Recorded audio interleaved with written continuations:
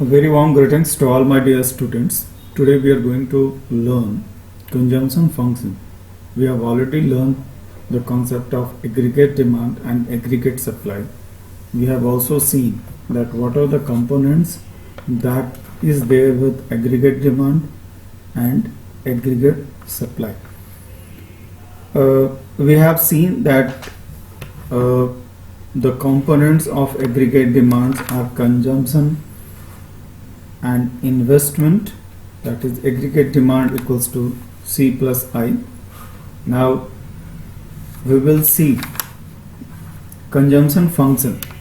Consumption functions refers to functional relationship between consumption and national income, that is Y. Consumption functions refers to functional relationship between consumption and national income. Here C is consumption, F is functional relationship and Y is national income. It represents the willingness of households to purchase goods and services at a given level of income during a given time period. It shows the consumption levels at different levels of income. It is a psychological concept as it is influenced by subjective factors such as consumption, consumers' preferences, habits, etc. Okay. Now there are two types of consumption functions. Consumption functions also known as propensity to consume. So there are two types of consumption function, or that is propensity to consume. One is average propensity to consume, that is APC, and second marginal propensity to consume, that is MPC. When we are talking about average propensity to consume, it refers to the ratio of consumption expenditure to the corresponding level of income. In other words, we can say that it shows how much income is consumed by the consumer. Average propensity to consume shows how much income is consumed by the consumer, and it can be represented by APC equals to consumption divided by income, that is national income.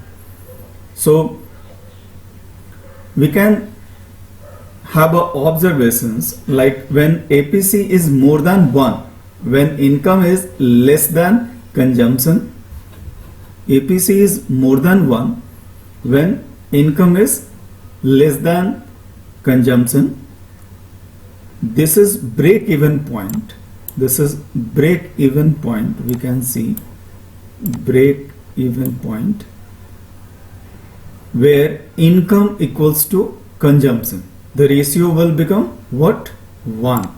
The ratio will be 1 at break-even point. And before break-even point, the APC is more than 1, and beyond break-even point, APC is less than 1 when income is greater than consumption. It also seen that APC falls as income increases, and APC is not equals to 0 even when, this is very important observation, that APC should not be or is not equal to 0 even when income equals to 0, because at 0 income there is certain consumption, that is C bar. This is what? Autonomous consumption. Okay. Now let us understand the concept of marginal propensity to consume. What do we mean by marginal propensity to consume? Marginal propensity to consume refers to the ratio of change in consumption and change in total income. In other words, we can see that MPC can be understood by the consumption of additional income consumption, additional consumption with additional income. Okay, so it shows the amount of additional income consumed by the consumer. Suppose MPC, what we are going to find it out through MPC. Suppose somebody is a salaried person and he has got bonus, and there will be two kind of things. Probably he is going to consume. So we are not talking about the main salary part. We are talking about the bonus. So how much from the bonus, that is change in the income. Suppose the salary of a person is 10,000 rupees and he has got 1,000 rupees bonus. So out of these 1,000 rupees, how much he has consumed, that will be calculated through marginal propensity to consume. Got it? Marginal propensity to consume calculates the change in consumption with change in income. Means additional income, then only we will be talking about change in consumption. Okay, so what is the difference between average propensity to consume and marginal propensity to consume? It is the ratio of consumption expenditure to the corresponding level of income at a point of time. It is the ratio of change in consumption expenditure to the change in income over a period of time. APC can be more than 1 as long as consumption is more than national income. MPC cannot be more than 1 as change in consumption cannot be more than change in income. That is, APC cannot be more than 1 as long as consumption is more than national income, that is till the break-even point. So APC can be represented like consumption divided by income, and MPC change in consumption divided by change in income. Now let us talk about saving function. What is saving function? Saving functions refers to the functional relationship between saving and national income. That is, saving is the function of Y, that is national income. It represents change in saving, or there is a functional relationship between saving and national income.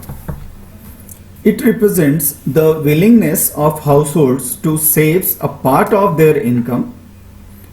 Propensity to save, it is also known as saving functions or propensity to save. So propensity to save represents the different level of saving at different levels of income.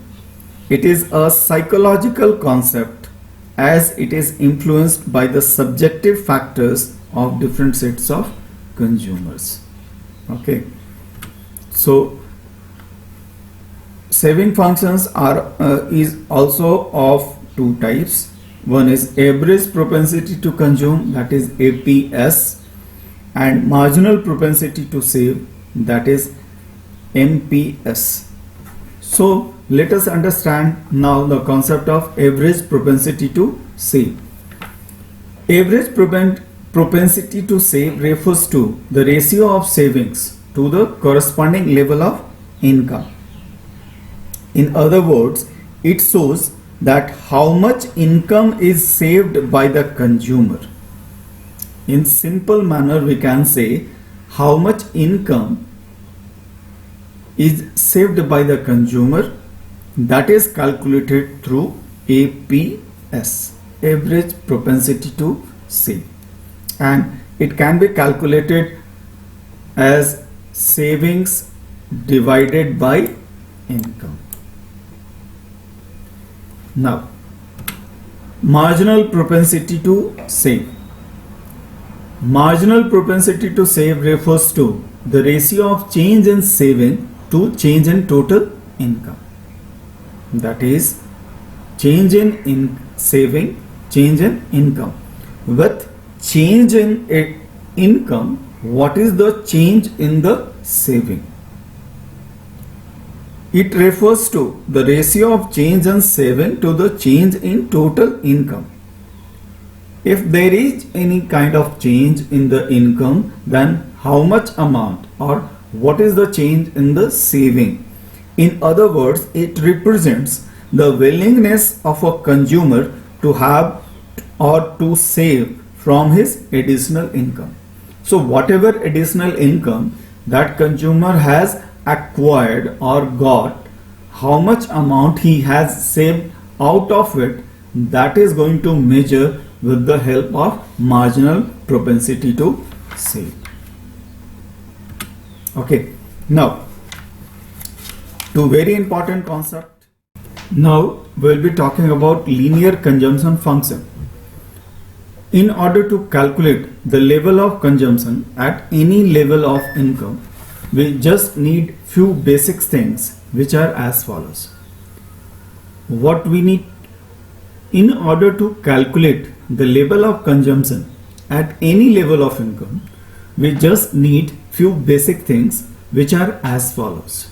First, autonomous consumption, C, that is C bar, level of income at which consumption is to be calculated, and third, MPC, that is marginal propensity to consume.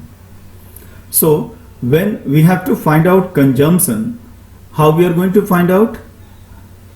C bar plus B into Y, where C is autonomous consumption plus B is marginal propensity to consume, that is change in delta C divided by delta Y, that is change in consumption with reference to change in income, and Y is the national income.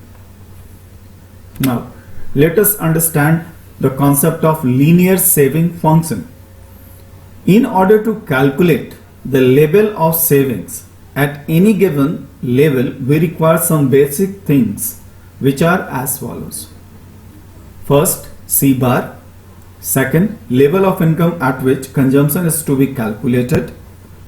And third, marginal propensity to save, that is MPS.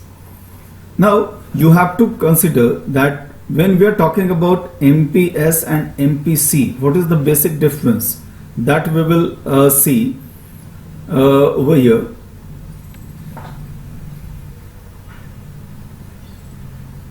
That is C bar plus 1 minus B into Y, that is 1 minus B equals to 1 minus MPC equals to MPS, that is delta S divided by delta Y. Okay, linear saving function. In order to calculate the level of savings at any given level, we require some basic things which are as follows. First, autonomous consumption. Second, level of income at which consumption is to be calculated. And third, marginal propensity to save. How we are going to find it out, this marginal propensity to save or this saving, linear saving functions, savings, how we are going to find it out? Autonomous consumption plus 1 minus B, where B is what? Marginal propensity to consume. So we need to calculate MPS out of it. Then how we are going to find it out? 1 minus B, that is 1 minus MPC equals to MPS, that is MPS plus MPC equals to 1, and Y is national income. Now saving and consumption function. Consumption and saving functions are complementary since income equals to consumption plus savings. Both consumption and saving curves are complementary to each other as they together make up income. Therefore, If one of them is known, then other can be easily obtained. That is, saving equals to y minus c and c equals to y minus s. Let us see how we are going to find it out, the consumption functions and saving functions. Here we have drawn this saving curve, and this is disposable income. Disposable income means the income which is available to the consumer for spent, right? So this is consumption function and this is dis saving. So this is save. Basically it is also known as ki when there is no income, then also there is consumption. So it is autonomous consumption. A bar we can see, or sometimes it is written as C bar also. A bar or C bar both are same. And here when there is no income, they will get their needs fulfilled from the savings, right? So that is why this is indicated as savings. So this portion is equal to this portion. Okay, then here we can find out the change in income or change in consumption. Here we can find out change in saving or change in income. When we are going to learn the saving function curve, it can be considered like this. This is dis saving, that is negative saving. This is saving function curve. So break-even point is here. Break-even point simply indicates that it is a point where the saving equals to income, and in case of consumption, break-even points indicates income equals to consumption. Now consumption and saving function that we have seen already. According to Keynesian consumption functions, savings are positively related to the level of disposable income. At low levels of income, total spending may exceed income, causing dis-saving. As income rises, the total saving rises. The gradient of the saving function is given by the marginal propensity to save. Okay. Now, let us understand the concept of investment function. Investment refers to expenditure incurred on creation of new capital assets. It includes the expenditure incurred on assets like machinery, building, equipments, raw materials, etc. The investment expenditure is classified into two heads. One is induced investment and another is autonomous investment. What do you mean by induced investment? Induced investment refers to the investment which depends upon the profit expectations. It is directly influenced by level of income. That is, if income increases, then investment also increases. It is directly influenced by the income level. It is made when marginal efficiency of investment is more than the rate of interest. Okay. Now, autonomous investment. It refers to the investment which is not affected by the change in level of income and is not induced for profit motive. Induced investment is done with profit motive, but autonomous investment is done without the motive of profit. It is the basic and necessary investment which is not guided for profit motive. This is generally made by the government on infrastructural activities. It is income inelastic. Investment remains constant even when income increases. So this is what about autonomous investment. There are two terms that we need to learn. One is ex ante savings and investment. Ex ante saving, it refers to the amount which savers plans to save at different level of income in an economy. Ex ante means it is planned. Ex ante investment, it refers to the amount which investors plans to invest at different level of income in an economy. Ex post and ex post investment, ex post saving and investment, it refers to the actual saving in an economy during a year. Ex post, it refers to the actual investment in an economy during a year. There are another important terms that we need to understand before proceeding further to the next chapter. One is full employment. Full employment refers to a situation in which all those people who are willing and able to work at the existing wage rate get work without any undue difficulties. Means all the resources are fully employed and the people who are willing to work and ready to accept the work, ready to work at the existing wage rate, they are referred as, or this condition is referred as full employment. Involuntary employment, it refers to a situation in which all those people who are willing and able to work at the existing wage rate do not get multiplied. Okay, thank you and have